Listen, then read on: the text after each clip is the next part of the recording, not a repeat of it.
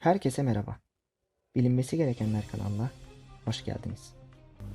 Dünyanın en gizemli yerlerinden biri olan Kapadokya'yı, içerisinde barındırdığı peri bacalarını ve bu müthiş yerlerin nasıl oluştuğunu sadece ülkemizin değil, tüm dünyanın merakla takip ettiğini biliyoruz. Kapadokya'yı özel bir coğrafya yapan ve peri bacaları oluşumuyla bölgesini görsel bir şölene dönüştüren sihirli değnek değil elbette. Jeolojik zamanlardaki aktif volkanlar, neredeyse 60 milyon yıl önce 3. jeolojik dönemde başlayan torosların yükselmesi ve kuzeyde bulunan Anadolu fayını sıkıştırması sonucu bölgedeki yanardağların birden harekete geçmesiyle oluşmaya başlamıştır. Karlı silüetiyle şimdilerde manzarasına doyulmayan Erciyes Dağı, Güllü Dağ ve Hasan Dağı bundan 10 milyon yıl öncesine kadar lav püskürtmeye başlayan aktif yanardağlardı.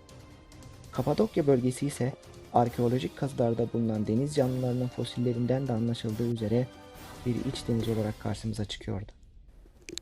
Yanardağlardan 10 milyon yıl önce başlayıp 2 milyon yıl önce kadar püsküren lavlar, platolara inerek bu iç denizi, gölleri ve akarsuları kurutmuş, kuruyan zeminin üstünde neredeyse 100-150 metre kalınlığında bir tüf tabakası oluşmuş ve oluşan tabakanın içinde volkan külü, kil, kum taşı ve bazalt içeren kayaçlar olduğundan bazı alanlarda sert, bazı alanlarda ise oyulabilecek yoğunlukta lav birikimleri olmuştur.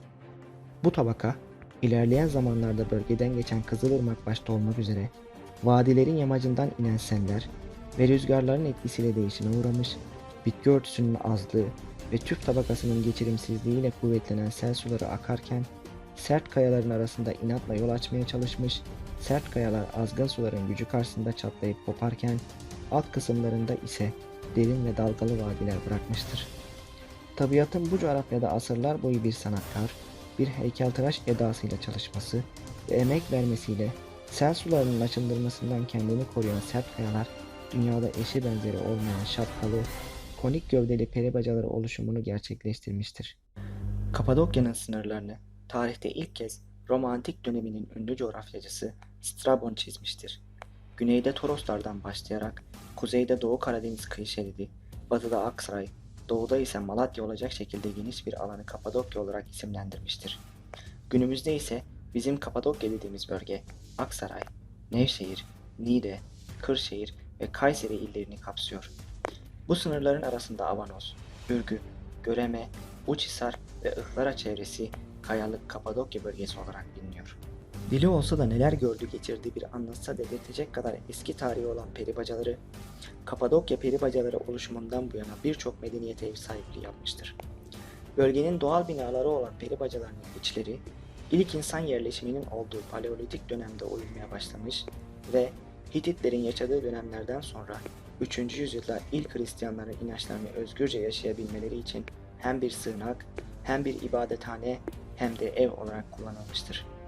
11. ve 12. yüzyılda Kapadokya Selçukluların olana kadar da Hristiyanların gerek Arap akıncılara, gerek başka istilalara karşı direnişine şahit olmuştur. Tüflü yapısından dolayı her dönem biraz daha oyulup biraz daha genişletilmiş, hatta kilise olarak kullanılanların da içlerine dönemin hikayelerini yansıtan freskler bile işlenmiştir. Peri bacaları oluşumunun mucizesi, bölgenin Masar diyarı, harikalar diyarı diye anılmasının yanı sıra uzaylıların uğradığı doğaüstü bir bölge olarak görülmesinde de etken olmuştur. Peri bacaları hakkında bilgi verirken genel bir tanımlama yapacak olursak, çoğunluğu konik gövdeler üzerine şapka diye tabir edilen sert kaya başlıklarından oluşmuştur. Peri bacaları oluşumunda en büyük pay şapkalarına düşüyor. Çünkü şapka kısımlarının araziye göre daha sert yapıda olması, aşağısında koni biçiminde yükselen ve nispeten daha yumuşak olan gövdenin korunmasını da sağlıyor. Peri bacalarının gövde kısımları, yanardağ kırıntısı da denilen tüfit, volkan külü ve tüften, şapka kısımları ise ignimbirit ve lahar gibi sert, dayanıklı kayaçlardan oluşmuştur. Bu yüzden sert şapkalar ağırlıklarıyla aşağı doğru baskı yaparak konik gövdeleri rüzgar aşındırmasına daha dirençli kılıyor. Bir diğer özelliği ise konik gövdede bulunan tüfün erozyonu önlemesi ve peri bacasının yüksekliğini kontrol altında bulundurması oluyor ki peri bacasının var olabilmesi, daha doğrusu ömrünün uzun olabilmesi, bu yüzden şapkaların kayaçlarındaki dirence bağlı desek daha isabetli olacaktır. Kapadokya'da erozyonda oluşan şapkalı peri bacaları dışında mantar biçimli, sütunlu ve sivri peri bacaları da görülüyor. Peri bacalarının çapları ise 1 metreden başlayıp 15 metreye kadar büyüyebiliyor. Bu orandan daha küçük veya daha büyük olanları peri bacası olarak değerlendirilmiyor. Renkleri genellikle gri ve beyaz olan peri bacalarının milyonluk yaşlarına rağmen dimdik ayakta durmaları doğanın sunduğu bir mucize gibi. Dünyada bazı yerlerde peri bacaları oluşumuna benzeyen şekiller görülse de Kapadokya'dan başka hiçbir yerde bu kadar yoğun bulunmuyor. Bu yüzden Kapadokya peri bacalarının dünyanın 7 harikasından biri olarak gösterilmesi göz önüne çıkıyor. Peri bacaları oluşumu çok ama çok büyük zamanlara yayılarak günümüze kadar gelmiş olsa da zamana karşı ne kadar direneceğini öngörmek, depremin olacağı saati bilmek gibi bir şey. Her ne kadar yüzyıllar içinde yeniden oluşacağı varsayılsa da doğadaki değişimler ve aşındırıcı faktörler devam ettikçe peri bacalarının dirençleri de azalıyor. Kapadokya'nın tüflü volkanik toprağına yayılmış binlerce peri bacası var. Ama en yoğun olarak Avanos, Ürgüp, Uçhisar'ın oluşturduğu üçgenin içinde kalan vadilerde gözlemleniyor. Ürgüp Şahin Efendi'de bölgenin en önemli 3 vadisinden biri olan bez bebekleriyle de ünlü Soğanlı Vadisi'nde yüzlerce peri bacası oluşumu görebiliyorsunuz. Nevşehir'e 7 kilometre uzaklıktaki Çat kasabasına da peri bacası ormanı diyebilir.